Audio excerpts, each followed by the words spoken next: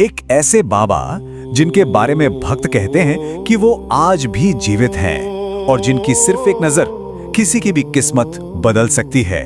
चलिए आज इसी रहस्य को समझते हैं।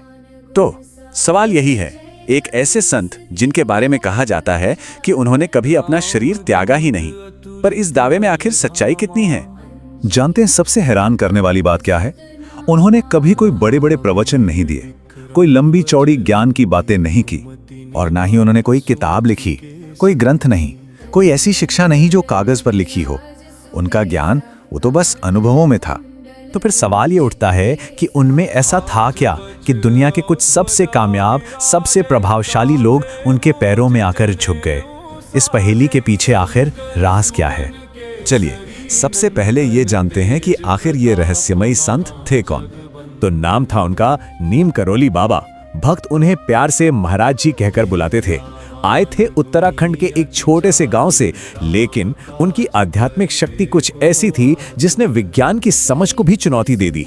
उनके जीवन से जुड़े चमत्कार तो कई हैं, पर एक कहानी ऐसी है जिसने सचमुच सबको हिलाकर रख दिया। किस्सा कुछ यूं है कि महाराज जी एक बार बिना टिकट के ट्रेन में चढ़ गए।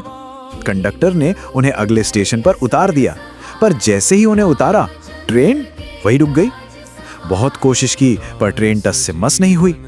तब किसी ने अधिकारियों को बताया कि जब तक उस बाबा को सम्मान के साथ वापस ट्रेन में नहीं बिठाया जाएगा, ट्रेन नहीं चलेगी। और जानते हैं क्या हुआ? जैसे ही उन्हें आदर से वापस बिठाया गया, ट्रेन फौरन चल पड़ी। इस अविश्वसनीय घटना का असर इतना गहरा था कि उस जगह का नाम ही नीम करौरी रख दिया गया, जो आज भी महाराज जी के उस चमत्कार की गवाही देता है। लेकिन उनकी ख्याति सिर्फ भारत तक ही नहीं रुकी। उनकी आध्यात्मिक शक्ति की गूंज एक ऐसी जगह पहुंची जहां इसकी उम्मीद शायद सबसे कम थी। टेक्नोलॉजी और तर्क की दुनिया, यानी सिलिकॉन वैली। ये शायद एक संकेत था कि भौतिक सफलता के शिखर पर भी इंसान का मन शांति और गहरे अर्थ की तलाश करता है।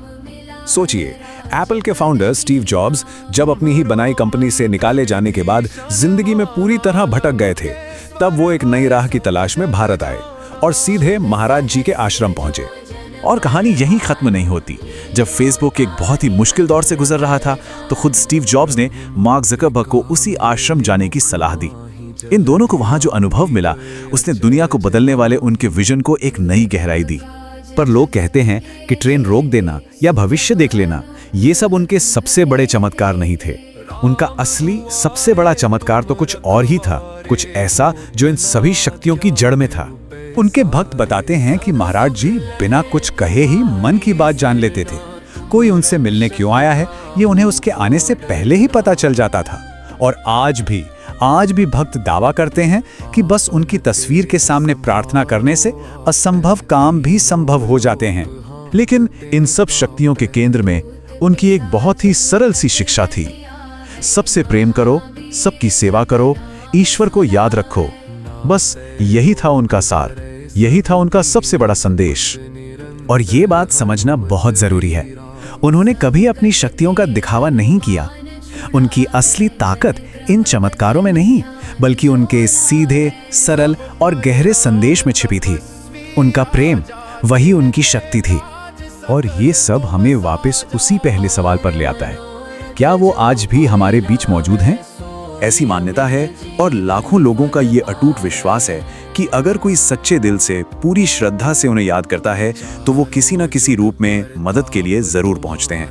तो क्या नीम करोली बाबा वाकई आज भी हमारे बीच हैं, एक अदृश्य ऊर्जा के रूप में, या फिर यह सिर्फ करोड़ों लोगों की आस्था की शक्ति है जो चमत्कार करती है? इसका फैसला हर किसी को अपने लिए खुद करना होता है। तुम्हारे भजन राम को पावे, जन्म जन्म के दुख बिसरावे।